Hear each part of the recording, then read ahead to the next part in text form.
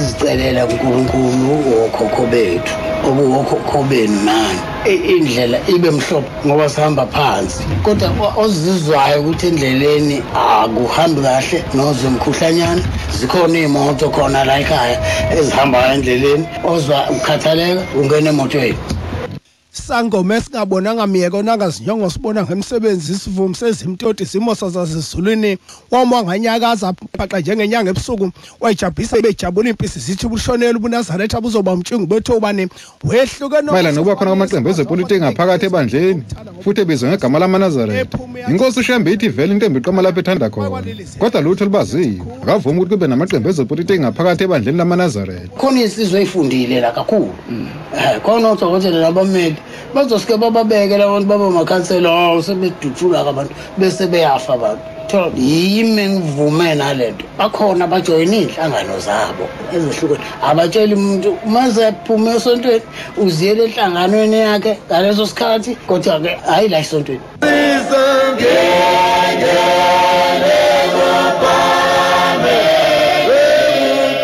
njengoba abantu bebhuqabhuqa isifo sengculazi nesandulela sayo ikakhulukazi abantu abasha ngabe isiphi isixazululo uthi ngelenkosazana lakho iphumlile ngomlomo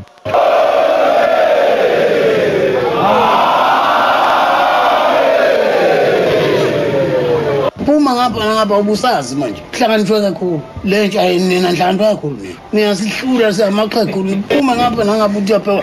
nangu sentshontsha impahla yomuntu lofana kufuneka uyalwe kakhulu abafana bonakele kakhulu ngoba masebe nomkhuba manje bokuwabamba amantombazana isayide elibili lethu lesilisa kufuneka nje ukukhuzwa abafana ake bayiphathe kahle ngoba isizwe sizophela indaba yabo unyaka 1976 ilapho kwaqala khona uqheke kwemva kokushona kwenkosi uGJ waziwa ngenkosi uJohannes Shembe ongomunye amadodana omqalo wendlela umprofeti Isaiah Shembe ubaba ozala inkosi uSikhothemo Amos Khula Shembe uyena wathatha izenzo wahlahla indlela evulela abantu indlela yezulwini kodwa lokho kwaphonsela inselelo lenkosi uLonda Shembe ongomunye amadodana enkosi uGJ igcinela abalandeli benkosi uLonda Shembe bagcine bephumelela ukukhipha abalandeli benkosi uAK ekomkhulu lamaNazaretha kodwa uqhubeka nokuqhekeka kwalomfanto phakathi kwamalungu kwaholela echithekeni kwegazi okwadlulana nemphefumulo uthingo lenkosazana luthi umphakela ushaya namakhola ukuxolelana nje kwaphela lalela uyabona lensizwe ngikhombise yona ekhipha amehlo ephakathi lapha iyona yadala lento ngoba babesho bathu babomkhulu wayewabusise womabili amadodana akhe wathi-ke labo bantwana nivame ukuthi nibahlalise ndawonye noma kulelo ebusuku bathi wayefika ubabomkhulu ezobheka ukuthi balele ndawonye yini uma behlukene athi ohlukanisela abafana ngoba ngazi kahle ukuthi uma sengihambile emhlabeni bawolwa abantu bezama ukuthi baxabanise lezi ngane befuna ukonakala lento enhle kangaka Thembalimbe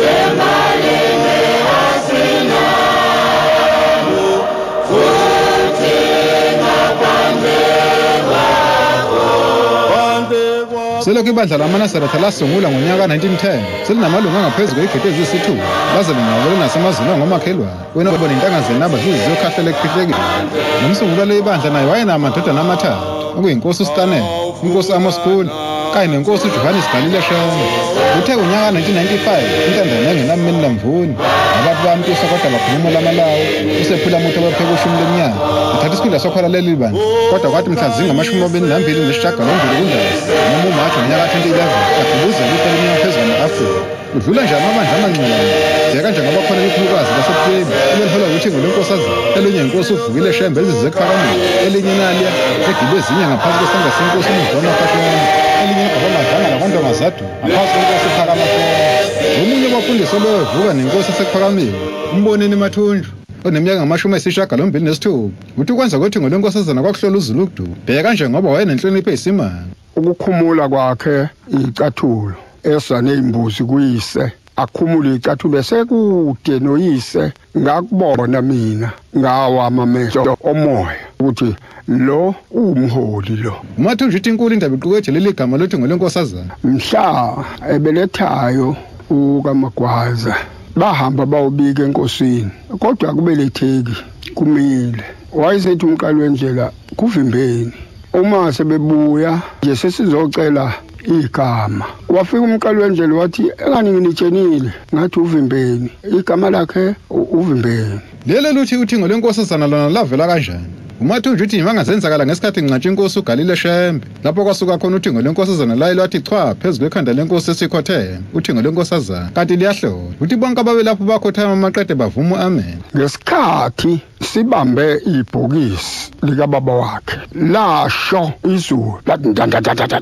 kwase uthi khwi uthungo lwenkosazana lwafike lwame ekhanda lakhe lama lwathi mpo lwanganyakazi lwangimpo akekho umuntu ongazange ahalalise lapho. Ubaba uMathunja uthi uthingo lenkosazana abantu bala bashiya ngabelambile uthi umphakela abashiya nawo elokuthi abayiphathe kahle ngoba uma bengayiphathe kahle liyezelanyele. Ubehleze esiyala ngaso sonke isikhathi ukuthi asiziphathe kahle ngoba oyosa emva kwakhe uyoba nolaka wathi ngiyoninika onolaka emva kwami yena akakuthethelela yena ungumthetheleli.